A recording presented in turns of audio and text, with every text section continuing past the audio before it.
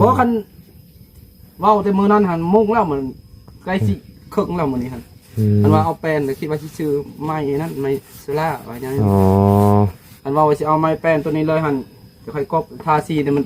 เพื่อสีแห้งอีกแห้งอีก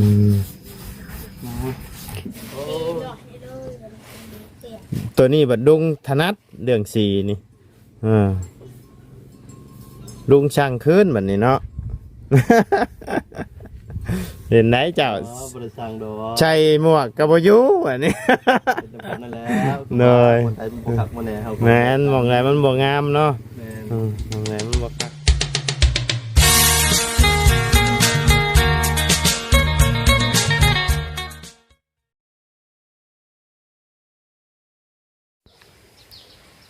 เอาเนาะพี่น้องเลยเปิดคลิปเปิดภาพมาบันนี้กับพี่เด้อเนาะอยู่บ้านเฮือนของน้องพรเพิ่นเนาะเมื่อวานนี่บ่ได้มาพี่น้องมื้อนี้ก็หลังจากที่ไถให้ไถนาคานให้คัดหน้าให้ทั้งเมียแล้วก็ลำซอยเมียเล็กหน่อยนี่แหละเนาะพี่น้องเลยก็เลยขึ้นมาทางน้องพรเพิ่นเนาะพี่น้องเลยทางสางเพิ่นมาเนาะมื้อนี้เนาะทางสางเพิ่นมาอยู่มันสิมาบอกเอาก่อนอื่นก็กราบทักทายสบายดีเด้อพ่อแม่พี่น้อง FC เบิร์ดสุขุสู่คนเนาะบ่ว่าอยู่ในและต่างประเทศก็ยินดีต้อนรับเข้าสู่ช่องบ่ได้คือเก่าเนาะพี่น้องคือจังหวะลุงหนวดเพิ่นมาเพิ่นไปทางไหนเด้เนาะพี่น้องออกไปโหลดคลิปบอกได้จังไหนเนาะคือพ่อในทางบ่ได้เข้ามาเนาะพี่น้องโตลุงเฮิมซื้อแผ่นอลูซิงมาแล้วนี่สีแดงบาดตาเนาะที่เธอมาจากแมทเด้นี่เนาะทางไอ้สร้างเพิ่นทาสีแป้นลมบ่นี่ไอ้สบายดีเด้อเลยแป้นลมแน่นดีเนาะใส่แป้นลมเอาแบบนาเอาแป้นปูด้วยเห็ดเนาะแม่นบ่แม่นโอ้คักโอ้ขับตัวแป้นมันอยู่แล้วเนาะ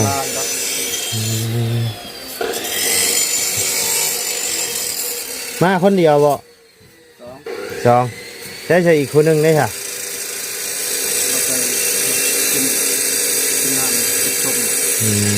กินน้ำกินส้มใช่ทั้งน้องพรเพิ่นได้จ้ะน้องคำเพิ่นเลยยังไงอยู่ยังไงเพิ่นให้กินบ่กินข้าวบ่ยังเพิ่นกินข้าวเที่ยงดิมาแต่เช้าผู้บ่ไอ้มาตอนมาเมื่อกี้เลยล่ะมาเมื่อกี้นี่ก็ทาสีดูไปพาเมียไปนั่นไปห้องหมอ2 มื้อละพาก็มาเมียยังบ่สบายเมียบ่สบายเพิ่นเป็นยังน่ะเมื่อยเป็นไข้แม่นเป็นไข้พ่อก็ยังไอพ่อก็เพิ่นเป็นไข้ลายได้ช่วงเมียแข็งหมดไปจักได้เฮ็ดนอนเดียวกำลังเป็นแห้งขนาดนั้นคุณบอกแข็งเลยนะแข็งเลยดูเหื่อนหายใจบ่ได้แข็งกำคอให้ตีงบ่ได้แล้วจะพามาตายแท้เมียว่าจะตายปะวะโหยังหาเงินหาทำเนาะโอ้ตอนนั้นบ่เฮาว่ะบาสนาเฮาเนี่ยว่ะเป็นกับไข่แน่แต่ว่าตอนนี้ไข่แล้วว่านี่ไปห้องหมอเลยเก่าสิโนลูกหมอลาเวียดบ่ห้องหมอเลยเก่าทหารเด้ห้องหมอทหารไปลาเวียดรถหักแพงไปห้องหมอเลยเก่ากับ คักอยู่ คักอยู่ ห้องบริเสียเงิน แม่นเพราะว่ามันแข่งเดียวกันเลย บนเงินมันค้ำนั่นแหละไปบนอื่นบัดคัก ก็ไปไอ้ห้องหมอนะมันก็เสียหนักแน่ๆแต่ว่าแบบว่าเพิ่นดูแลเทคแคร์ก็ดีหั้นนะ อยู่ไสนะเราเบียดซิโน่นี่ เอ้ยลุ่มวงเวียนลงไปฮะ ไกลธนาคารบ่ไกลธนาคารเราเวียดบ่ จะเห็นว่าอันหม่องเพิ่นขายปิ้งไก่อยู่ในวงเวียน เห็น ลุ่มลงไปหน่อยหนึงก็แม่นเลย โอ้บ่ทันแล้วเนาะ ทางลงสวรรค์ สวรรค์ แม่น ยังไม่ไปเชื่อแล้ว อ๋อ ไปธนาคารเราเวียด อืม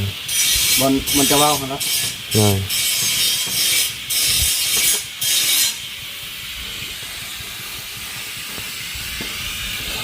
ทุก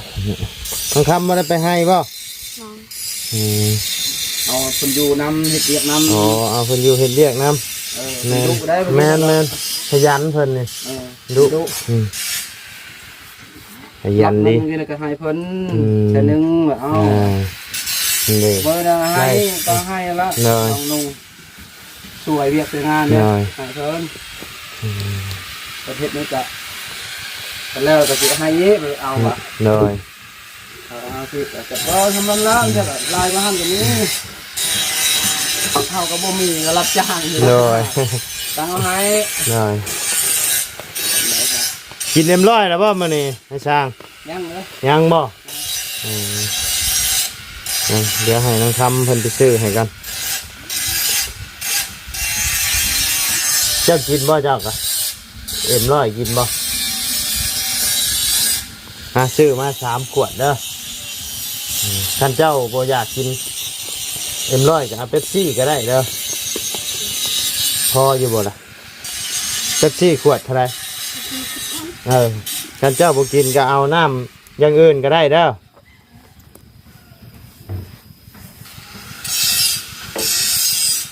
อ้ายเข้ามานี่ยังบ่ทันพ่อกับลุงหนวดเพิ่นบ่ พ่อแล้วบ่ แม่ อ๋อ จะออกไปเมื่อกี้นี้ เนาะคือจังบ่พ่อเพิ่นเนาะส่วนทางกันนะ โอ้เราอยู่บ้านพักนะเราไปจ่ายค่าห้องบ้านพักแล้วนอนอยู่นี่คนบ่ยังเมืองน้ำมันรถกระทับปานกันนั่นแหละว่ะ แม่น น้ำมันรถเป็นไงปานกันแล้ว เพิ่นชวนขึ้นมานอนอยู่พี่อยู่เมื่อคืนนี่แต่ว่าเมื่อวานบ่ได้มาข่อยก็ไทยให้ไทยนาดำนาเมื่อวานนี่ดำนาช่วยเมียก่อนบ่ะ โอ้เรียกเนาะสมมติ แม่นเรียก เอาไว้หยาดเวลา จ้างคนก็มันบ่มีผู้ไปเด้ไปก็เฮ็ดเวียกไผเวียกอันยาก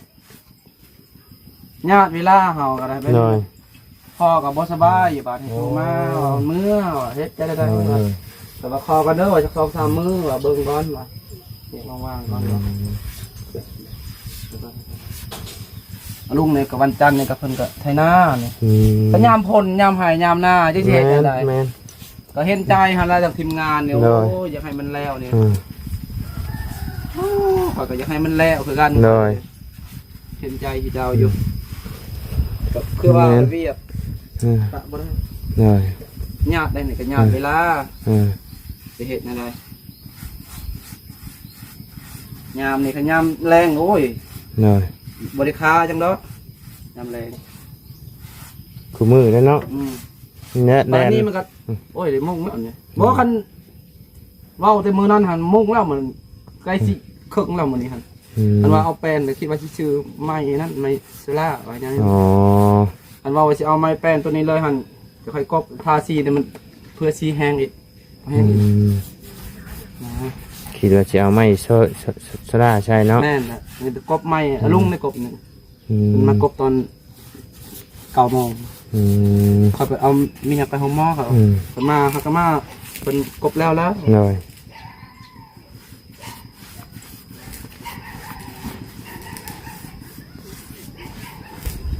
โอ้ยยานฝนตกประมาณนั้นสีนี่ก็เฮ็ดได้ โอ้ฝนตกแน่นอนอยู่แล้วมื้อนี้นะตกนี่ก็เรียบร้อยแล้วเนาะ สีแห้งกับใครแน่ตกก็ได้ มันบ่ย่านมันแห้งบ่ทันซะแล้วเอานั่นแล้วมาเอาแผ่นอารูซิ่งแล้วมาบวบไป โควิดบ่ เรื่องกบเทิงมันถ่ายคนถ่ายเทิงที่มันอันตรายครับลูกใครนึง เรียบร้อย ยังบ่เรียบแล้วยังอีก2เทื่อนะ นี่อีกช่องเทื่อบ่ แม่นนี่เทื่อที่2เลย เทื่อที่สองว่าตัวนี้ ตัวนี้2เลยใช่บ่นี่ถือว่าสำเร็จแล้ว สำเร็จแบบนี้เนาะ แม่น อืม เทื่อที่3นี่ อืม ใช่บ่นี่ถือว่า เรียบแบบนี้เนาะ เรียบแล้วละ มันคนละสีเลยเนาะ มันหาเทื่อเดียวแต่มันก็คือเป็นศิลาคือจะว่าแล้วมันเรียบร้อยแล้วนะ 3เทื่อใช่เนาะ แม่นระบบทาสี3เทื่อทาประเดี๋ยวหน้าเลยมันก็ย่อยแล้วละทำสีทา เป็น คนแล้วละ เป็นชั้นอยู่เลยดิ แม่นแล้วละตัวนี้ถือว่ามาตรฐานแล้วนี่ตัวที่3เนี่ยมันก็เป็นก้อนไม่ได้เห็นมันก้อนมันคอย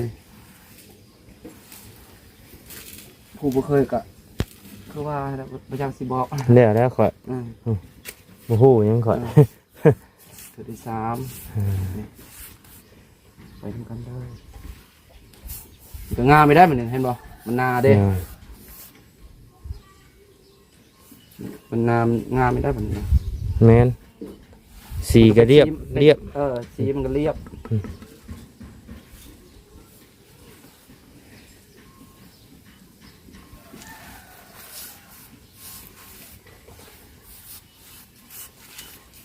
งาม ดินกับสีนี่มนต์บ่ได้เชื่อเนาะชงเชื่อนี่ ยามันนะ เชียร์ชนะอยู่แล้วตัวนี้บ่ ปูอยู่แล้วเป็นดีอยู่แล้ว นี่เอาให้ทั้งอ้ายเพิ่นเด้อฮะให้ทั้งอ้ายเพิ่นเลยเจ้าก็เอารถจ้ะ ขอบใจเด้อ แล้วก็เอาไว้ให้ทั้งอ้ายสร้างเพิ่นอีกผู้หนึงก็ได้จักเพิ่นชื่อหยังบ่ทันไปถามชื่อเจ้าชื่อหยังอ้ายเจ้า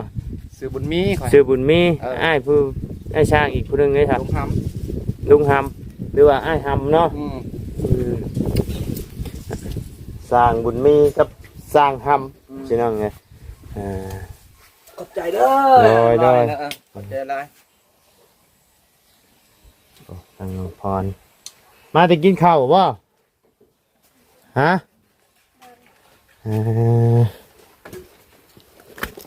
ต้องดำไปใช่ใช่ อาบน้ำ เลยสบายดีอาบน้ำอาบแต่เว้นฮะ ไม่ได้อาบแต่เช้า บ่ได้โอ้ต้องอาบตอนเช้าตอนแรงตอนเที่ยงน้ำบ่ ไปหาหน่อไม้ดิ ไปหาหน่อไม้ ช่วยนะ ไปหาหน่อไม้ยังบ่ได้ร่างเขาหน้าหาสีร่างนี่บ่ได้ไปอันสวนบ่มื้อนี่แล้วนะ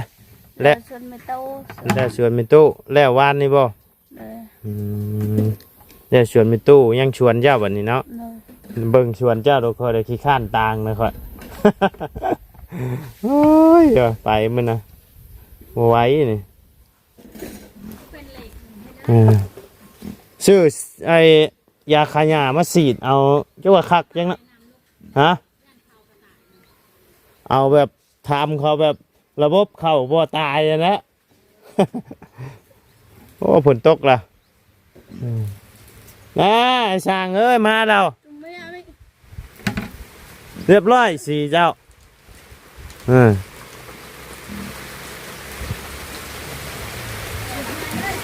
เรียบร้อยสี่เจ้ายัง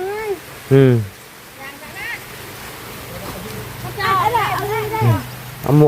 มวกเข้าพรมกันพี่น้องจักมาโอ้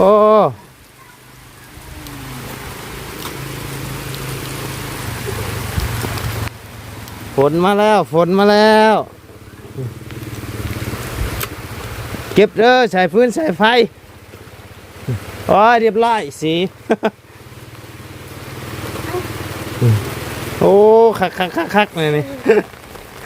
ขอบใจโอ้ชื่อไม่แล้วนี่ บลี ของวาดีเลยจังว่านี่แหละขอกะ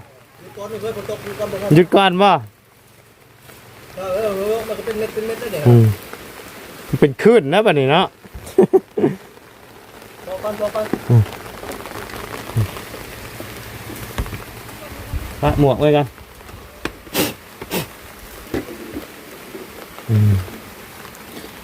เอาเด้อไอ้เอ็มมาคุณอยู่ในเสาคุณเลยเบิดเท่านี้เบิดแล้วเป็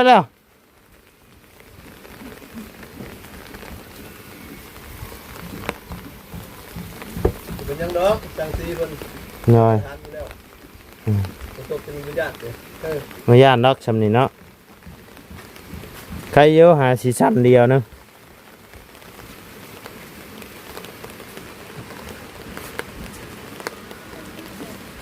คิดนักแหละสั่งกัน สั่งซีกัน สั่งกันคิดนักกันแล้วคันเป็นนะนี่ยืนงงล่ะ ไปแล้ว ไหวดอกเนาะ ก็เลยเอาไปบัดมาวะ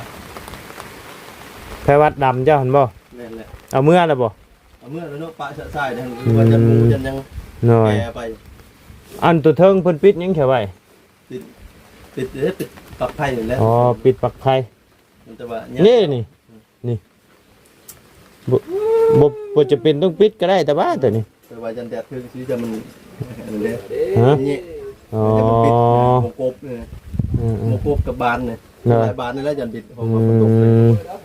อย่ามันถึกแดดเลย กันถึก เขามันบกพุ่งมันปิดมันนึงมันนึงเข้าพุ่งมันนึงเข้าพุ่ง เฮ็ดดีๆนะแม่เราเคยแบบชนมันก็ปิดอยู่ ตอนนี้ว่าสิเฮ็ดให้มันแล้วรอบช้ามันมั่มแบบนี้โอ้โห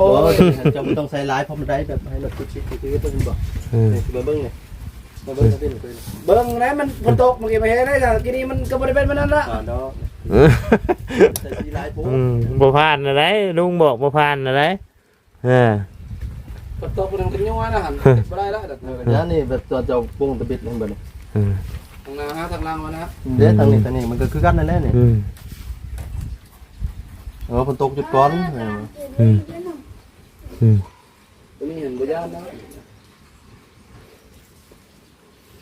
ฝนตกกับสีก็แล้วติ แม่นใครว่าสีน้ำมันสีน้ำสีน้ำมันบ่เป็นเลย ใครกว่าสีน้ำมันอยู่แล้วง่าย เจอสีน้ำเลยอันสีน้ำมันนี่ก็พอแล้วเนี่ยเป็นเม็ดเลยเนี่ย พองขึ้นได้แล้วเนาะ แม่น พงละพงละ เราถึกแดดก็ยังพุ่งเลยสีรถขึ้น นี่เอาไปเนาะ ขับแล้วก็พอแห้งอีกสิได้ ใส่รอบ เฮ็ดเลียดแล้วก็แล้วมันก็บ่นั้น เรียนแล้วซ้ำแป้นพุ่นละซ้ำใหม่อยู่ในโรงงานพุ่นละภาษี มันแห้งนะบ่ตัวนี้นะแห้งนะบ่ รอบช่องนี่รอบช่องนั่น โอ้แห้งไวเนาะคือจะว่าทาตูดอยู่กินนี่กับตัวนั้นบ่ ยังบ่ได้กินข้าวพุ่น อันนี้บ่ แต่ลุงหนวดมาพุ่นแล้วลุงหนวดภาษีน่ะแม่ว่าซั่นจะบ่ตกโอ้ยอันนี้ว่าซั่นบ่ตกดอกว่าซั่นเลยถ่ายเพิ่นจุดนั้น ได้แล้วบ่ทางนี้ เป็นมาจัดแต่เช้าๆ แพทย์นั่นแล้วละ ลุงหนวดเพิ่น น้อย ยังตัวนี้ไปใช้รับชุดท้าย น้อ ฝ ย นตกมันห้าม ฝนตกช่ำจิ รอบชุดท้าย กบใหม่ให้เพิ่นให้ได้ทาสีเด้อบัดนี้เด้อว่าซั่นเด้อบ่ยากดอกจะเดียวดอก น้อย ก็เลยกบ อืม กบเลยก็เฮ้ยน้องเคยมาเพื่อให้ทาสีเลยทางลุงนวดแน่เป็นทาซอย น้อย แฟนมาแล้ว โอ้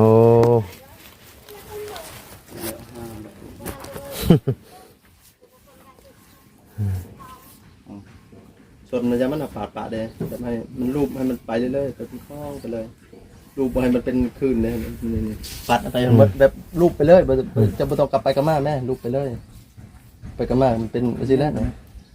ไม่ เป็นตาสีรูปไปประเดียวเลยมันจะละเอียดรูปไปประเดียวเอากลับไปกับมามันก็เป็นคลื่นบ่แลกที่เทื่อแล้ววันนี้เอาไปให้หมดแม่เนาะเคยไปสิเอาไปให้หมดนะ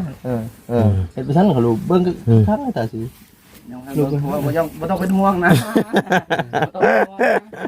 สี่ตาคนเลย ตอนนั้นตอนเพิ่นนั้นยังตอนเพิ่นบากชาวบากยังเพิ่นยืนสั่งลุงนี่ อันนี้ลุงช่างเพิ่นคืนบาดเอาคืนนะบาดตัวนี้บัดลุงถนัดเรื่องสีนี่ลุงช่างคืนบัดนี้เนาะ เห็นไหนเจ้า บริษัทดอก ใช่หมวกกับบอยูอันนี้ นั่นแหละ เลย คนไทยมันขักมาแน่ครับ แม่นมองไหนมันบ่งามเนาะมองไหนมันบ่คักบ่แน่ เตือนกันแล้ว บัดผิดมาแต่มันเนี่ยแก้ยากเนาะ แม่น โอ้ยถึกหน้ามันก็มองเลยลุยนั่นแหละตัวมันสิแห้งก็แห้งเลยนี่ทาต้นไม้กันได้ มันจะประทานเนี่ยเพราะว่าปัดก้อนตัวนี้ปัดก้อนเดี๋ยวไปรูปกันนะปัดก้อนให้มันแห้งแล้วปลาให้มันแห้งก่อนปลาให้มันแห้งก่อนเพื่อจะเป่าลูกเพราะว่าชี้คือว่าเติมเรื่อยๆมันก็มันเป็นตาได้ กับวง ให้มันแห้งก่อนจังว่ากันอีกทีเนาะ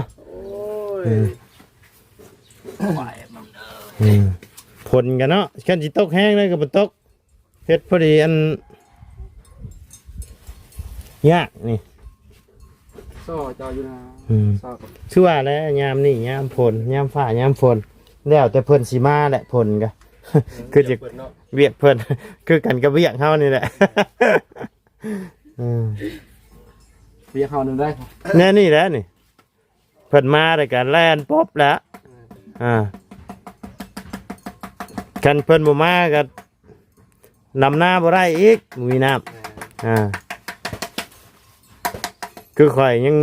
สูบน้ำขึ้นตลอดเลยฮะ อย่างแล้วในกับเบิ่งวันจันทร์นี่แล้วว่าลงดำ สิได้เอาให้ใหญ่ซองให้ข่อยก็ยังอีกซองให้ข่อย ถ้าฝนตกก็ดีถ้าฝนบ่ตกก็จะได้โปมน้ำขึ้นคือว่าเจ้าว่านั่นแหละ โปมข่อยนะตกกับโปมนาข่อยนะ อันตอนในฝนตกน่ะมีอยู่น้ำนะพอตกเช้าแล้วบ่มี โอ้ยว่ะ เห็นเว้ากันกับอันนั้นลูกหนวดนะเจ้ามีคนซ่อนว่าบ่มีเจ้าของว่าลูกเมียกับลูกน้อยว่าซั่นว่าอะไรกันบ่ได้มาคือบ่ได้มาแหละ เหนื่อย ผู้เดียวเฮ็ดเวียกเนาะใส่ผู้เดียวบ่มีคนซ่อนแค่ได้เฮ็ด เหนื่อยคือกันแล้วข่อยก็ขาดหน้าแล้วก็ลงดำซอยเมียหน่อยนึงก็แล่นมานี่ปล่อยเมียดำผู้เดียวจ้างคนกับบุมีอะไรยามบุมี เพราะว่า 150,000อยู่บ้านนะบ่มีไปเลยเดี๋ยวนี้ดำน้ำ คือกัน 150,000มันไป กล้ามัด5,000ยังมีผู้ไปลกเดี๋ยวนี้ โอ้กา5,000นั่นพอเฮ็ด หลาย เลย หลายคนมันหาพันหลาย ไปหมดบ้านเลยบ้า เขา น จ้างอยู่บ้านบุมีไปเดี๋ยวนี้ นี่คือว่ามัดเท่าไหร่บ่จะพี่วะ 2,000 มัน2,000บ่ มื้อนึง500,000เขาได้มัน2,000นะ โอ้ แต่ว่าเขาก็คือว่าหาเงินเนาะเขาเฮ็ดก็เบิ่งเงินคือใหญ่แต่ว่าบัดเฮาดำ เมื่อวานนี่แม่นพันได้5,500,000มัด 2,000 โอ้ ได้270 แต่ว่าเจ้าของนี่บวกล้าจ้างหั่นนะ มันแพงโพดมัด5,000ก็เลยหาเขาป้าอย่างในบ้านน่ะนะให้เพิ่นมัด3,000ขอเพิ่นน่ะนะบ่ไหวเด้ช่วยในกลัวว่ะ คือว่ารูปมันเพียงเลยตัวนี้นึงเคยให้รูปให้น้ำออกตัวมันเป็นเม็ดเนี่ยบ่แล้วบ่รูปได้นี่เด้เอามารูปเลยรูปมันเป็นสิแล้วก็แล้วทำมาผมเรียนรูปเลย นี่แดดมาเลย แต่น้ำมันก็แห้งเลยแต่ว่าคันเฮาบ่รูปมันจะเป็นสีนี่เลยด้วยเนี่ย ออกขาวๆเลยป่ะ เด้มันเป็นสีมันนี่เลยรูปแต่คุณได้มั้ยเป็นเม็ดแล้วเด้อเป็นเม็ดแล้วเด้อโอ้ย โอ้ยโมเมนต์อย่างให้ดุ้งวะนี่ โอ้ย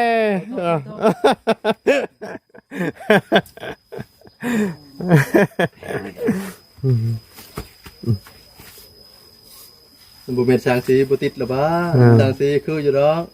ไปทางไหนโอ้สีติดชงเป็นว่าสางสี สีเท่านี้เพิ่นบ่เล่นเนาะสีนี่นะลุงสีรถพุ่น เฮ็ดสีรถบ่เจ้า ในเฮ็ดน้ำนกเคย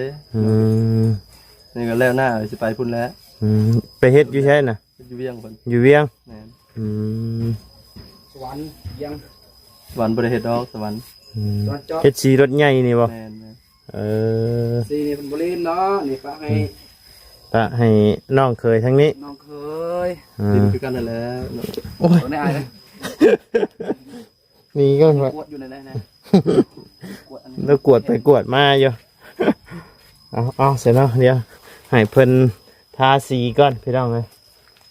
ก็กระตำ เอ้าน้องพัดจงคืน ทางคุณเป็นน้องเค ขอบ ย ใจได้เลย อีโป้นี่คือกันกับน้องเคยตัวนี้แหละ ไปทางนั้นก็เฮ็ดน้ำน้องเคยมาทางนี้ก็เฮ็ดน้ำน้องเคยเนาะ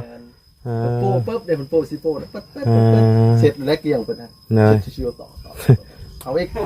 โอ้ยเดี๋ยวผมพูดว่าเป็นสังสีอยู่สัตว์เชื่อนี่คือว่าคันบริษัทแบบนั้นแต่ละมือเมื่อ